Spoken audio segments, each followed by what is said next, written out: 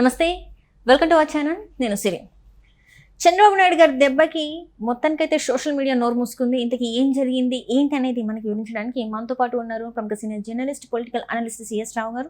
నమస్కారం సార్. నమస్తే సార్, ఇప్పుడు చూస్తుంటే చంద్రబాబు నాయుడు గారి దెబ్బకైతే సోషల్ మీడియా సైలెంట్ అయిపోయింది మొత్తానికి అని చెప్పేసి వార్తలు వస్తున్నాయి. ఇంతకీ చంద్రబాబు నాయుడు గారు ఏం చేస్తే సోషల్ మీడియా ఇప్పుడు సైలెంట్ అయిపోయింది? అరిసి అలిసిపోయి చంద్రబాబు నాయుడు దెబ్బకి కామ్ అయిపోయింది. ఏంటి అంటే ఏమరిసిందంటే గత నెల రోజుల నుంచి సాయంత్రానికి నామినేటెడ్ పోస్టులు అనౌన్స్ చేయబోతున్నారు. దాంట్లో ఇదిగో పలానా వాళ్ళకి తిరుమల తిరుపతి దేవస్థానం రాబోతుంది, పలానా వాళ్ళకి ఏపీఐఏసీ రాబోతుంది, పలానా వాళ్ళకి ఢిల్లీ ప్రత్యేక ప్రతినిధి రాబోతుంది. ఎవరి ఇష్టానుసారం వాళ్ళు న్యూస్ వేసేసుకున్నారు. కానీ హోరెత్తించారు. వాస్తవంగా నెల పైనుంచే హోరెత్తించారు. గత వారం 4-5 రోజుల నుంచి కంప్లీట్గా అసలు సైలెంట్ అయిపోయింది. అంటే ఎందుకు సైలెంట్ అయిపోయింది? సోషల్ మీడియా అసలు ఎప్పుడైనా సైలెంట్ అయిద్దా? కాదు. కానీ ఈ సోషల్ మీడియా ఎంత రెచ్చిపోయిందో అంత కాముగా చంద్రబాబు నాయుడు ఉన్నారు.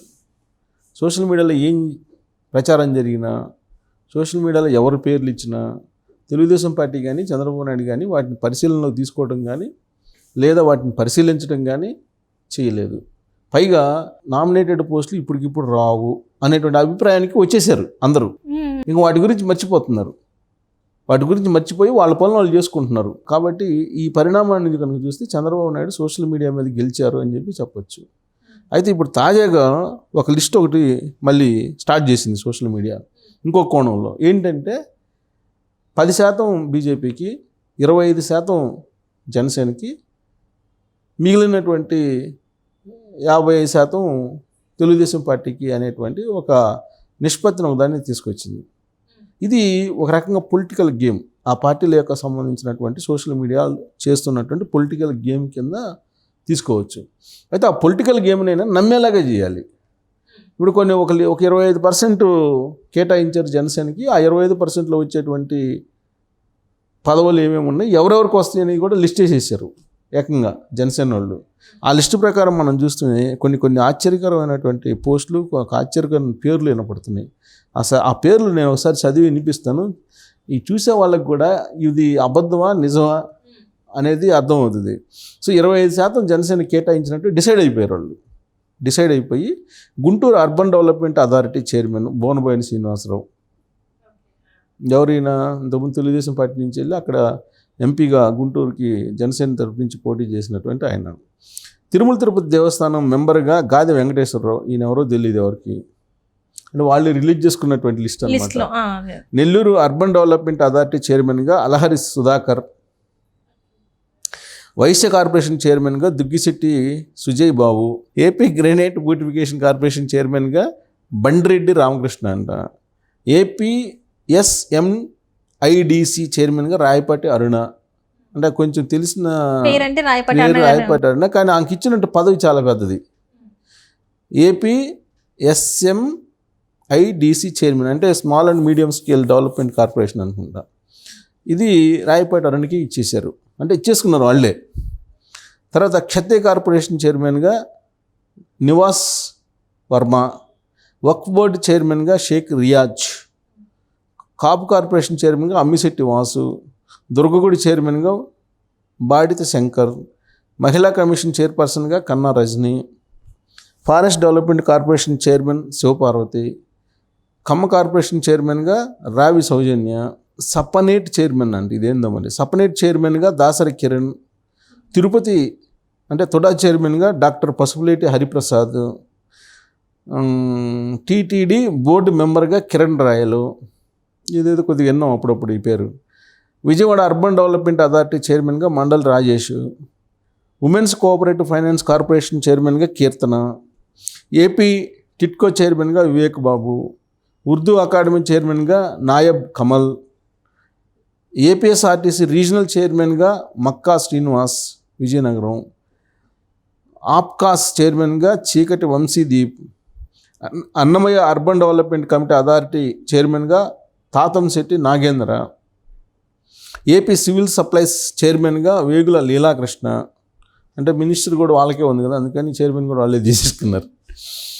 తర్వాత ఏపీఎండిసి చైర్మన్గా పంచకర్ల సందీప్, అంటే మైనింగ్ కూడా తీసేసుకున్నారు అని కొంచెం డబ్బులు వచ్చాయని వేసేసుకున్నారు అంటున్నారు.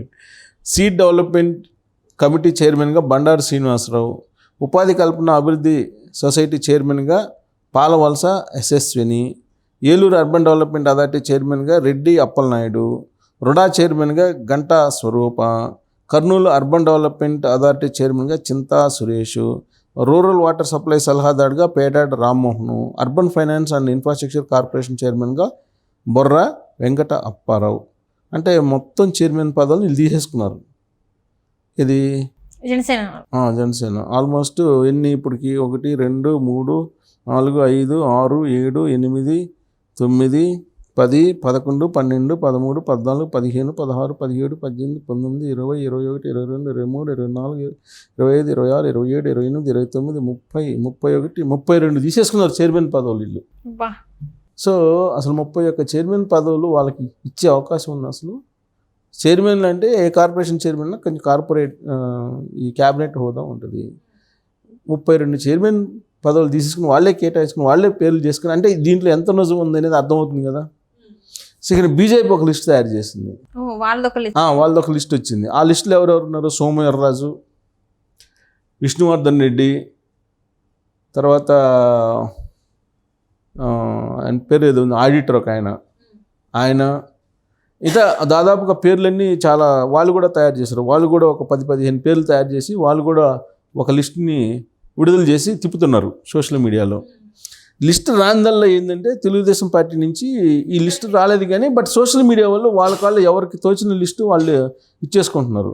తిరుమల తిరుపతి దేవస్థానం ఒక ఛానల్ అధిపతికి, కాదు కొనకళ్ళ నారాయణకి, కాదు త్రిపులారికి, కాదు గల్లా జయదేవ్కి, వీళ్ళందరూ కాదు ఖమ్మంపాటి రామ్మోహన్కి. అంటే ఒక తిరుమల తిరుపతి దేవస్థానం పదవినే దాదాపు ఒక 25 మందికి ఇచ్చేసి ఉంటారు. ఇప్పటికి 25 నుంచి 25 మందికి ఇచ్చేశారు.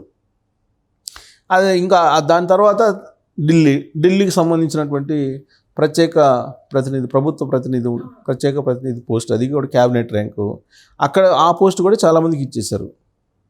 ఖమ్మంపాటి రామ్మోహన్కి ఇచ్చేశారు, ఆ తర్వాత గల్లా జయదేవ్కి ఇచ్చారు, ఆ తర్వాత త్రిపులార్కి ఇచ్చేశారు. ఇంకా కొత్త వాళ్ళు కూడా చాలామందికి ఇచ్చేసారు, వర్మకి ఇచ్చేశారు. ఇంకా రకరకాలుగా ఇచ్చేసుకున్నారు. ఇదంతా కూడా సోషల్ మీడియా ఇచ్చుకున్నటువంటి ప్రచారం. దీంట్లో చంద్రబాబు నాయుడు సక్సెస్ అయ్యారు. దీని జోలికి అసలు ఈ సోషల్ మీడియాలో వస్తున్నటువంటి పేర్లు అది తప్పని కానీ ఒప్పని కానీ ఎప్పుడు మాట్లాడలేదు, అసలు పార్టీ ప్రస్తావించలేదు, వాళ్ళు ప్రస్తావించలే. అసలు వాస్తవం ఇవన్నీ చూసిన తర్వాత అసలు టెన్షన్ ఎవరికి పెరిగింది? యాస్పిరెంట్స్ ఎవరైతే ఉన్నారో వాళ్ళకి పెరిగింది. అసలు మా పేరు ఉంటుందో మా పేరు ఉంటుంది ఎవరు అని వాళ్ళకి పెరిగింది. కానీ ఇటీవల కాలంలో చంద్రబాబు నాయుడు ప్రెస్ మీట్ పెట్టి ఏం చెప్పారంటే క్లియర్గా 2024 ఎన్నికల్లో ఎవరైతే త్యాగం చేశారో, ఇది యాస్పిరెంట్స్గా ఉంటూ ఎమ్మెల్యే పదవికి పోటీ చేయడానికి అవకాశం లేదు కదా. జనసేన బీజేపీతో పొత్తు పెట్టుకున్నారు కాబట్టి అవకాశం లేదు. వాళ్ళు పోటీ చేయడానికి అవకాశం లేక త్యాగం చేశారు. అలాంటి వాళ్ళకి ఇస్తున్నాను అని చెప్పి ఒక క్లియర్ కట్ ఇండికేషన్ ఇచ్చేశారు. అంటే అలా ఇచ్చినటువంటి వాళ్ళు ఎంతమంది ఉంటారు? త్యాగం చేసినటువంటి వాళ్ళు ఇప్పుడు ఆల్రెడీ త్యాగం చేసినటువంటి వాళ్ళు మనం లెక్కేసుకుంటే కనుక ఇప్పుడు వాళ్ళు 21 మంది జనసేన వాళ్ళకి ఇచ్చేసారు కదా పొత్తులో భాగంగా.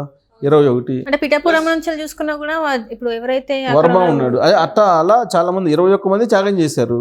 ప్లస్ 10 మంది బీజేపీ వాళ్ళు ఉన్నారు. 10 + 21 31 ఎంపీలు త్యాగం చేసిన వాళ్ళు. 6 ఎంపీలు బీజేపీ, 6 ప్లస్ జనసేనకి ఒక 2 8, అంటే 31 + 8 ఎన్ని 39 అంటే 40. అక్కడే క్లియర్గా 40 మంది పేర్లు క్లియర్గా కనపడుతుంది కదా. ఆ 40 మందికి అయితే ఇవ్వాల్సిందే కదా. ఆ 40 మందికి ఇస్తున్నానని చెప్పి చంద్రబాబు నాయుడు చెప్పారుగా క్లియర్గా. అంటే ఎవరైతే త్యాగం చేశారో వాళ్ళకైతే ఖచ్చితంగా క్యాబినెట్ ర్యాంకులో ఉండేటువంటి పదవులు, క్యాబినెట్ ర్యాంక్ ఉన్నటువంటి కార్పొరేషన్ చైర్మన్ పదవులు కీలకమైనటువంటివి తిరుమల తిరుపతి దేవస్థానం కానీ, ఏపీఐఏసీ కానీ, లేదంటే ఈ పౌర సరఫరాల శాఖ చైర్మన్ లాంటివి కానీ, అలాగే మైనింగ్ కార్పొరేషన్ ఇలాంటివన్నీ కూడా, పోలీస్ హౌసింగ్ కార్పొరేషన్ చైర్మన్, ఇలాంటివన్నీ కూడా ఈ 40 మందికి ఇస్తున్నారు, ఇచ్చేటువంటి అవకాశం ఉంది. ఎవరైతే త్యాగం చేశారో వాళ్ళకి ఖచ్చితంగా ఏదో ఒక చైర్మన్ పదవి క్యాబినెట్ హోదాను కల్పిస్తే ఇస్తారు. ఇది కన్ఫామ్.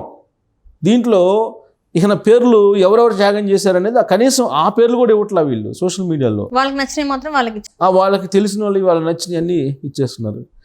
ఈ విషయం కనీసం ఈ 40 పేర్లన్నా ఇక ఇస్తే కనుక నమ్ముతారు. త్యాగం చేసిన వాళ్ళు ఎవరనేది మనకి కొన్ని తెలుసు కదా. సో ఆ 40 మంది కన్ఫామ్గా ఇవ్వబోతున్నారు. అది కూడా ఈ నెలాఖరికి అంటున్నారు. చంద్రబాబు నాయుడు, లోకేష్ శనివారం ఆదివారం కూర్చొని వాటిని ఫైనల్ చేసి వాటిని ఇచ్చేటువంటి ప్రయత్నం చేస్తున్నారు అని చెప్పి తెలుస్తూ ఉంది. సో కాబట్టి సోషల్ మీడియా మీద చంద్రబాబు నాయుడు మౌనంగా ఉండి గెలిచాడని చెప్పి చెప్పొచ్చు ఈ విషయంలో. Right sir, thank you so much sir. Thank you.